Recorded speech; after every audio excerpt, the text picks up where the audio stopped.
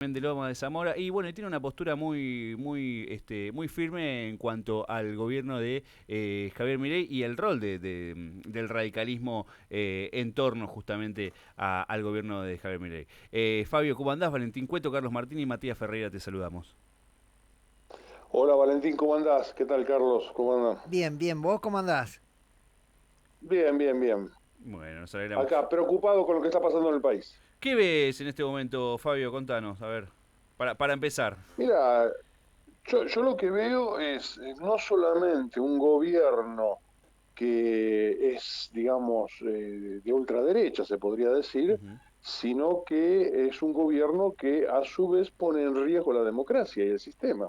Claro. Es muy sencillo, en primer lugar, porque las características de quien conduce el gobierno son muy particulares y lo que hacen es que se hace lo que él dice o son todos corruptos o echa un manto de duda sobre todo el mundo. Ese no es el juego democrático. En segundo lugar, la democracia requiere de consensos Claro. y esta persona no quiere ningún tipo de consenso. O sea que en esos dos puntos ya atenta contra la democracia. Y después veo un gobierno que no tiene ni sensibilidad social ni nada por el estilo, que no concuerda en lo más mínimo con los grandes lineamientos nacionales o partidos populares o nacionales. Y bueno, y veo que viene una ola muy parecida a la de los 90 pero más de cabotaje, digamos, ¿no? Hmm. Mucho menos ilustrada y más vulgar y Con menos ordinaria. peso político. Con menos peso político, pero no hay que dejar de pensar en lo vulgar y Sí. ordinario que es todo esto, ¿no? Porque uno espera, digamos, por lo general, históricamente la derecha en la Argentina era un poquito, no era gran cosa, pero un poquito más ilustre. Esto es muy patético. Entonces, bueno, te podrás imaginar que yo pertenezco a un partido, aunque algunos que se llaman dirigentes de mi partido no estén, digamos, alineados en esta postura, pero mi partido, la UCR, es un partido socialdemócrata, es un partido humanista, es un partido que proviene, vos fíjate, casi todos sus presidentes fueron krausistas, donde la moral está por encima de cualquier otra cosa. Hmm. Pues, bueno, venimos de otros principios que están en las antípodas de este gobierno, ¿no? Claro, pero a ver, digamos, en este momento tenés una Unión Cívica Radical que, por lo menos en lo partidario, después habrá que ver qué es lo que piensan las bases en específico, que será el momento de las elecciones, pero que uno lo nota dividido por lo menos en dos ejes. Aquellos que se plantean una línea de resistencia, en tres ejes te voy a decir mejor.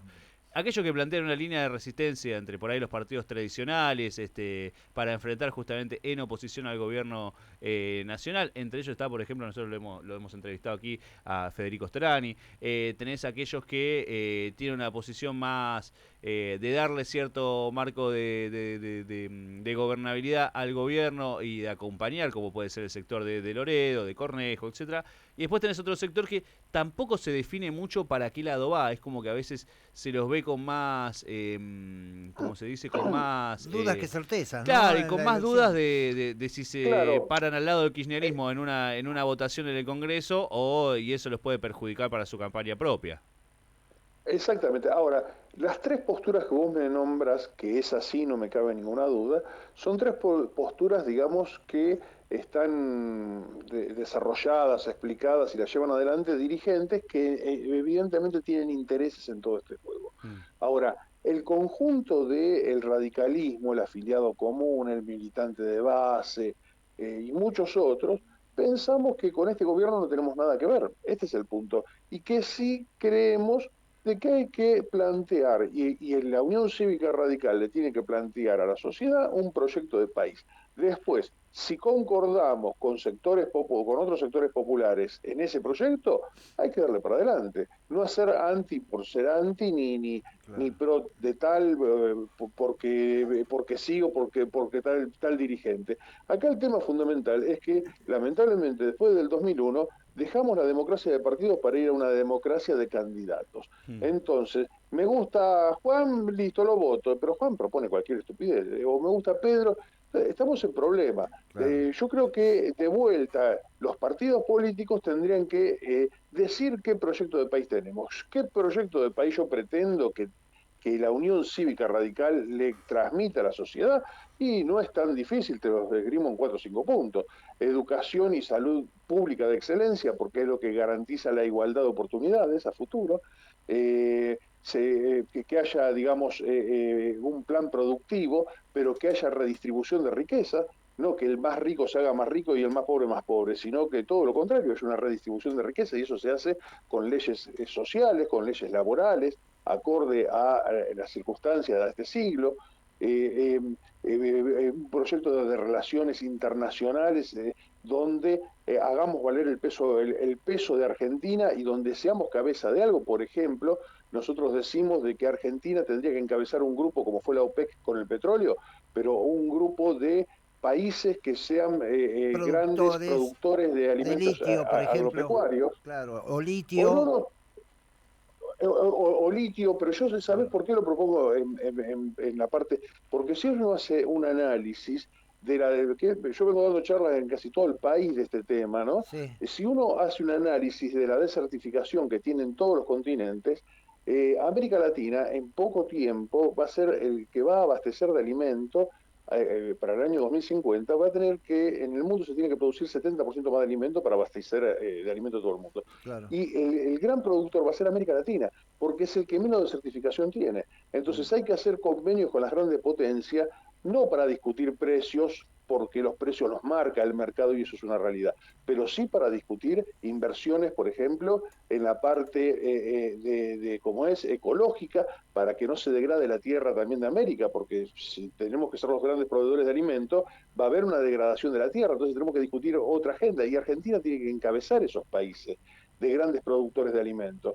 Por supuesto que hay que darle un valor agregado, por supuesto que hay que generar la logística necesaria. Vos fíjate, la vez que Argentina produjo 140 millones de toneladas de cereales, hubo casi 100 kilómetros de cola en Rosario para descargar los camiones. Sí, 100 kilómetros de cola. Imagínate si pretendemos producir 300 millones de toneladas de cereales. Bueno, si nosotros pretendemos eso, necesitamos otra logística, 2 o 3 puertos nuevos. Nosotros claro. hicimos una propuesta también en el puerto en Punta Indio, un puerto de aguas profundas, el canal Magdalena, que venimos hablando hace 6, 7 años de ese tema, pero proponemos un puerto de agua profunda en Bahía San Blas, proponemos poner bajo riego los distritos del sur de la provincia de Buenos Aires, subir el agua que se tira 1 millón de litros por segundo en el Río Negro y casi 600.000 litros por segundo en el Río Colorado, subirlo y poner bajo riego Villarino y Carmen de Patagones, son 2 Claro. millones de hectáreas.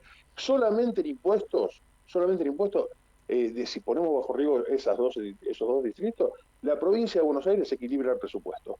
Mirá de qué estamos hablando, ¿me entendés? Sí, sí, sí. Y seguimos discutiendo, pero claro, pero todo eso tiene que ir con un plan redistributivo. Por ejemplo, si nosotros ponemos bajo riesgo eso, se generarían casi 400.000 puestos de trabajo en la parte agrometal, porque vamos a precisar desde cinceles, arados, todas las herramientas, desmonte. Se producirían casi 50.000 puestos de trabajo nuevos en el sistema de riego, lo que es desde la parte administrativa hasta la limpieza de canales. Bueno, pero eso es armar un proyecto de país, la desalinización de la cuenca del Salado, Claro. para meter entre 2 y 3 millones de cabezas De ganado, de claro. ganado. Eso habilitaría nuevos frigoríficos. Hay que hacer un convenio con China urgentemente, para que el 1% anual del total de las compras de China de poroto de soja sea de poroto de soja desactivado, y el 0,5% tiene que ser alimento balanceado directamente producido acá en Argentina. ¿Qué significaría eso? Cambiar la matriz productiva argentina, porque en Claro. vez de producir tanta soja, produciríamos mucho más maíz. Bueno, porque lleva 90% de maíz el alimento balanceado para cerdos. Entonces, bueno, el desactivar el poroto de soja en el país, por eso hablaba del 1%, significaría tener que poner 3 o 4 aceiteras nuevas, porque es sacarle el aceite para, como es, generar el espele de girasol o de soja. Entonces, mirá si se puede pensar en un país productivo, mirá si se puede pensar en que la gente tenga trabajo. Pero claro, eso lo piensa un gobierno o una persona con mentalidad socialdemócrata, que diga, bueno, redistribución, escuela primaria y secundaria de excelencia, Ujú. salud pública de excelencia, y fundamentalmente cambiar las características de la educación, tenemos que ir a una educación más humanista. Todo el mundo te dice, hay que generar o enseñarles oficio. Y los mismos que te dicen que hay que enseñarles oficio, te dicen, mirá que dentro de 30 años el 80% de los trabajos actuales no van a existir. Entonces estoy generando desocupados para adelante. ¿Ves que nadie Claro. piensa el futuro de Argentina? Entonces yo lo que digo es, generemos buenas personas. Si no sabemos qué trabajo va a haber dentro, generemos buenas personas capacitadas, ¿quién enseña comportamiento social en las escuelas? ¿Quién a nuestra generación nos enseñaron que los valores estaban en la casa y los conocimientos en el colegio? Hoy los conocimientos están en Google y los valores no están en ningún lado. Entonces necesitamos un colegio que transmita valores. Hay tantas cosas para la Argentina que podríamos hablar 4 horas, ¿no? Pero la Sí, sí. realidad es que yo veo que este gobierno específicamente va a contramano de todo eso. Es la negación de todo eso y va a contramano de todo eso. Entonces me preocupa que obviamente que voy a estar en contra, y lo que nosotros hacemos, que mira, hace 2 semanas estuvimos en Viedma, en Río Negro, dando una charla, vamos a diferentes provincias, el mes que viene vamos a Santiago del Estero, y explicamos qué proyecto de país tendría que tener la Argentina, pensado de acá a 50 años. Y bueno, y eso yo tengo la ilusión de que sea en algún momento la propuesta de la Unión Cívica Radical, ¿no? Claro, Fabio, vos sabés que esto que venís hablando con nosotros viene en línea con, no sé si es el mismo espacio, ¿no? Yo lo escuché con a gente de Forja, donde también la discusión era, o sea, nosotros le planteábamos que el radicalismo había dejado de lado las ideas para estar más del lado de los roles. Estaba incompatible por ahí el pensamiento de Sáenz en relación a, por ejemplo, a Storán y Alfonsín, a gente del Es que, radicalismo que tiene por sí un nacionalismo no solo impregnado, sino que lo habla como lo estás hablando vos. Esto es puro nacionalismo, ¿no es cierto? totalmente, es que los radicales, por tradición, somos nacionalistas, por tradición defendemos o creemos en la integridad territorial, defendemos la causa Malvina. No te olvides que Claro. fue en el gobierno de Ilia la primera vez que logramos poder discutir con Inglaterra seriamente. Nosotros tenemos una convicción en ese sentido. Ahora, hay una Hace realidad poquito se también. cumplieron 102 años de la creación de YPF, que De IPF fue... que fue, que vos mirá, la crea Hipólito Yrigoyen, pero quien la desarrolla y la hace una empresa estatal de primer nivel fue Alvear, que todo el Claro. mundo habla de Alvear como si fuese alguien porque su apellido era de la oligarquía, su apellido, pero él tenía también posturas muy claras y de defensa del Estado. De Entonces, hecho, Alviar nosotros tenemos... Alviar no pagó una parte de la deuda de IPF con los fondos de su familia. Exactamente, por eso Claro. murió en la pobreza. Claro. Che, Fabio, Exactamente, por eso... Fabio, cuando vos ves Sí. a tus correligionarios sentados ahí en el Congreso levantando la mano aprobando el RIGI, ¿qué te provoca eso? Y me produjo, mira, te diría que es algo porque no te puedo engrupir, es hasta un sentimiento, ¿no? Yo vengo de una familia que mi tío abuelo participó de la Revolución de 1890. Mi tío fue amigo de Alvear y fue 2 veces diputado nacional en los años 30. Fue el que le dio el ascenso a Perón, porque era el presidente de la Comisión de Defensa, el que le Ajá. dio el ascenso a Perón a coronel. Después, bueno, vengo de toda una familia radical. Cuando yo veo a estos, perdoname la expresión, pero estos payasos sentados ahí, y no tengo más que otra cosa que recurrir a la frase de Moisés Levenson, ¿no? Moisés Levenson fue un viejo dirigente quien creó en los años 40 la Juventud Radical, y él decía que muchos afiliados no eran radicales y muchos radicales no estaban afiliados. Entonces yo creo que en el sentir de la sociedad hay muchos que piensan como nosotros. Ahora, sí es verdad que hay muchos afiliados o que hoy ocupan cargos en el Congreso que no tienen absolutamente nada que ver con la Unión Cívica Radical, en su pensamiento, en su forma de ser, en esa cosa de ser un servidor público, de ser a sabiendas que cuando vos te dedicás a la política no podés ser millonario, no podés ser rico, porque esa no es una concepción radical. O sea, vos no te podés dedicar a hacer fortuna, sino que te tenés que dedicar, si no, A hacerte servir, empresario. claro. Claro, hacerte empresario, hacer un negocio, yo que sé, vivir de tu profesión, hacer plata por otro lado, ojo, yo no critico eso. Ahora, cuando vos tomás la decisión de ser un servidor público, y eso lo tenés que dejar de lado, es secundario, y tu familia te tiene que acompañar en eso, porque si no es un proceso muy difícil.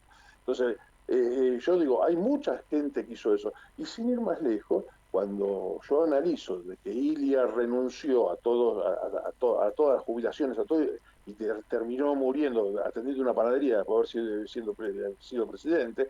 Raúl Alfonsín donaba la mitad de su jubilación porque decía que con la mitad le alcanzaba. Te podría decir, Elpidio González, vicepresidente de Alvear, murió en un hospital porque no tenía ni siquiera un lugar donde vivir. Y todos con una tendencia krausista. ¿Qué es el krausismo? El Sí. krausismo pone la moral por encima de cualquier cosa. Inclusive, ¿por qué éramos revolucionarios? Porque la moral estaba por encima de la ley. Si la ley es injusta, hay que combatirla aunque sea con las armas. Esa era la idea radical, no te digo que ahora sea así, ¿no? Pero te digo, esa era la idea inicial radical. Entonces, yo no te digo que ahora combatas con las armas, pero sí lo que te digo, ¿me entendés? Al menos arrimate a la justicia. Todos estos payasos que tenemos en el Congreso no se arriman ni de casualidad, ¿me entendés? Fabio, ¿cómo estás? Matías te habla. En sintonía con esto que vos estás diciendo, me gustaría preguntarte, bueno, ¿cómo llega el radicalismo a la situación en la que está hoy en día? ¿Es un conjunto de malas conducciones, de esto que decís vos de poca renovación? ¿Qué análisis haces vos? Mira, yo el análisis que hago es este.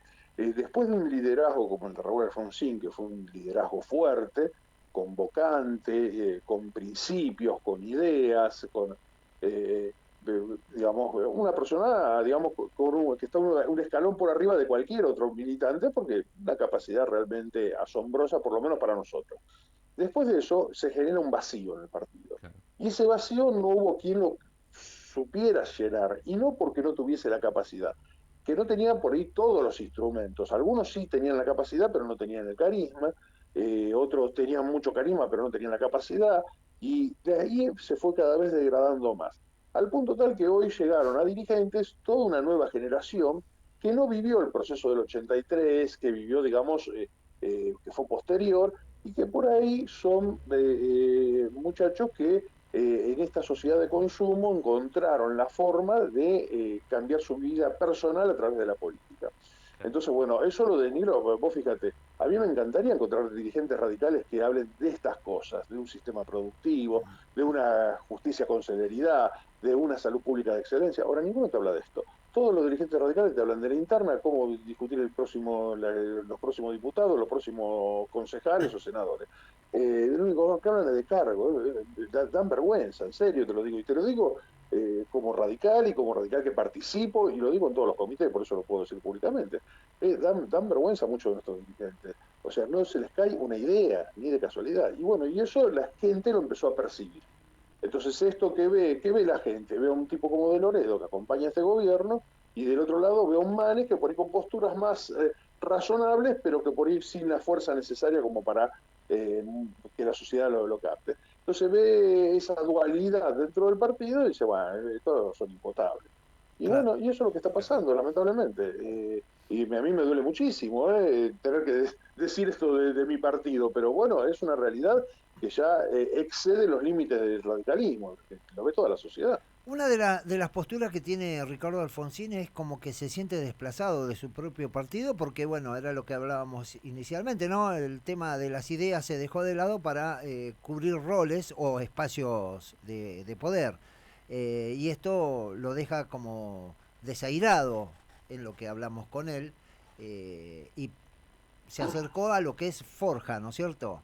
Eh, ¿Vos qué opinás Sí, de esto? ¿Qué hay que hacer? ¿Hay que pelearla adentro? ¿Hay que estar en la convención? ¿Qué yo soy decide hacer, Fabio? partidario, yo soy partidario de pelear por adentro. Ajá, Y pelear con las ideas, porque con la plata es imposible, porque no tenemos recursos del Estado para hacerlo. Pero hay que pelear con ideas, y hay que pelear por adentro. El radicalismo tiene más de 130 años de historia, el radicalismo nos pertenece a todos, no es de unos vivos lo conducen, porque tienen el poder económico para sentarse ahí. Pero bueno, hay que pelearlo con ideas, no hay que irse, en eso coincidimos tanto con Estorán y con varios, ¿no? sí. Vemos con buenos ojos, yo con Ricardo lo conozco, le tengo aprecio en lo personal, no comparto que él haya sido parte del gobierno anterior, Pero bueno, eso es una opinión personal mía, Sí, ¿no? sí, sí. Eso es una opinión personal mía. Pero, por ejemplo, veo muy bien el discurso que conozco de Leandro Santoro, ¿no? Me parece que por ese lado es un discurso más radical que de muchos radicales, ¿no? Más Sí, sí. allá de después cómo jueguen políticamente. Y, Hablo del discurso, de lo que dice y de lo que piensa. sí. Yo, por ejemplo, con Santoro tengo mucha afinidad en lo que dice y piensa.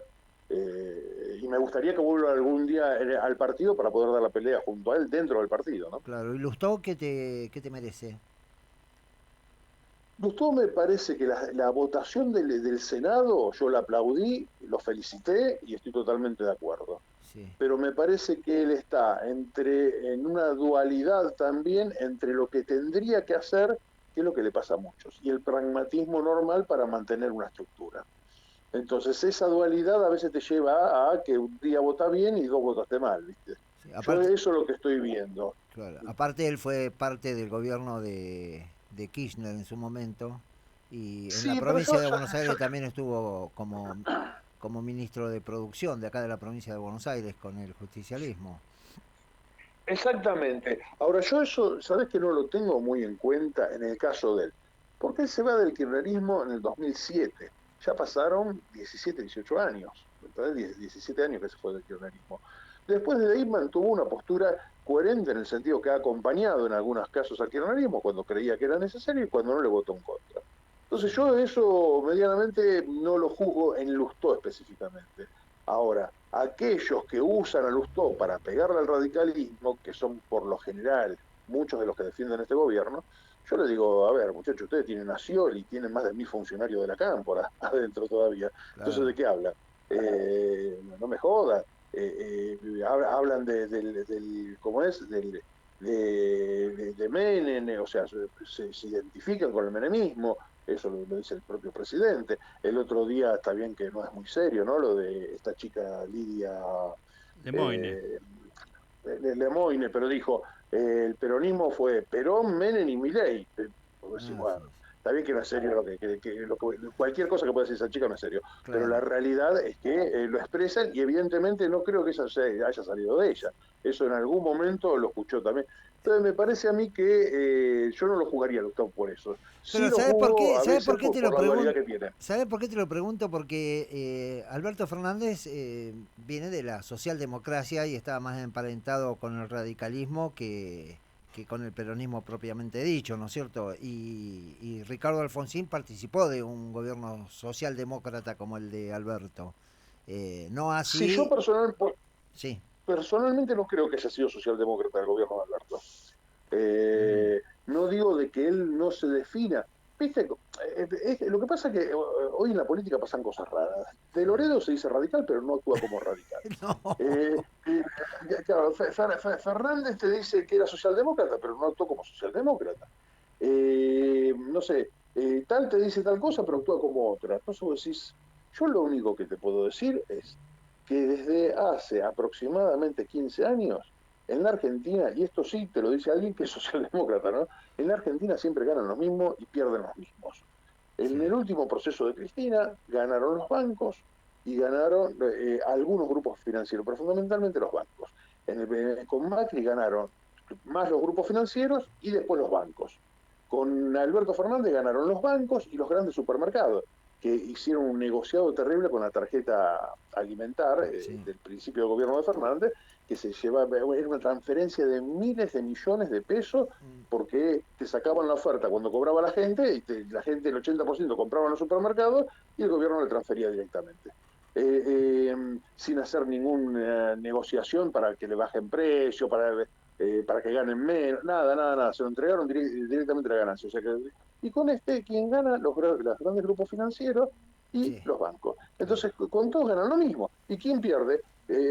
Con Cristina 30% de gente bajo la línea de pobreza, con Macri el 40%, con Fernández el 50% y con este vamos al 70%. Entonces, siempre pierden lo mismo y siempre ganan lo mismo. Entonces, yo siento que es todo discursivo, todo, Claro. viste, un cuentito muy lindo, pero acá no hubo un gobierno socialdemócrata. Todo va en el mismo sentido, en ver cómo achican la clase media para mandarla a la clase baja o a la indigencia y que los grandes grupos económicos se sigan haciendo millonarios y ganen con las Leval, las Lelí, todos los inventos que hacen, para que traen $1.000.000, como en la época de Macri, traían $1.000.000, lo cambiaban a pesos, y las Levac te daban el 70 y se iban con 1.700.000 al año. Claro. No lo ganan en ninguna parte del mundo eso. No, y bueno, no. eso lo generó Macri, pero lo siguió Fernández. Entonces no es eso socialdemocracia. Socialdemocracia es hablar en serio una redistribución de riqueza, pero también es generar un plan productivo para que haya una riqueza verdadera, no un Estado que te da plata permanente, claro, porque eso es inestable para la gente también, ¿no? Vos hoy con un plan te ayuda a vivir, y bienvenido sea porque no hay trabajo, yo no estoy en contra de eso, digo, pero el objetivo es a corto plazo generarte un trabajo, y ese es el rol del Estado, y Fernández no lo hizo. Por lo tanto, no fue una socialdemocracia clara. Fabio, yo por último te dejo y me gustaría que le hables a esos radicales no afiliados y a esos afiliados que se dicen radicales. ¿Qué mensaje le podemos dar? A los afiliados que no son radicales, les diría que busquen su destino, que se vayan del partido, que se vayan donde tengan que militar. No al afiliado en sí, sino a estos dirigentes que se venden por unas monedas. Y aquellos que se sienten radical y se sienten acorde a este pensamiento, que nos ayuden a dar la lucha, porque no tenemos el poder económico que tienen estos dirigentes, que se dicen radicales y no lo son, como para ir a una interna, pelear, bueno, pero tenemos que dar la batalla en las ideas, convencer a la sociedad que hay un camino, que no es esto que cada vez va a ser peor y que cada 4 años mudamos de fracaso en fracaso, sino que hay ideas como para salir adelante. Hay que convencer, mira, hay una de las cosas que a mí me halaga, ¿no? Y lo digo, yo vengo jodiendo con el canal de Magdalena hace 8 años, 7 años. Hace 4 lo tomó, después fue un ministro de Defensa que era senador, ahora no me acuerdo el nombre. Tayana. Del peronismo. Tayana, exactamente. Sí. Lo tomó Tayana, lo planteó en el gobierno. A él se lo escuchó, él lo escuchó con una reunión de ex Marino Mercante, que es donde lo elaboramos nosotros. Y bueno, después no importa quién nos lleve adelante, pero el hecho de poder imponer ideas y que se pueda hacer, eso para mí es un logro grande. No es ocupar un cargo, sinceramente no, ya a esta altura de mi vida me interesa muy poco. Creo en esos dirigentes radicales que jamás ocuparon un cargo, pero han escuchado hasta por los presidentes. Fabio, ha sido un placer hablar contigo. Fue la primera vez que hablamos en el programa, así que prometemos mantener el contacto porque nos pareció muy interesante la charla. Tenemos un columnista de cabecera nosotros que es Pérez Irigoyen, Claudio, que es de acá de La Plata. Sí, que es Claudio, el doctor. Exactamente. Y bueno, vamos a ver si en algún momento lo invitamos a él y te invitamos a vos, aunque sea, si no estás por La Plata, poder tenerte al aire telefónicamente.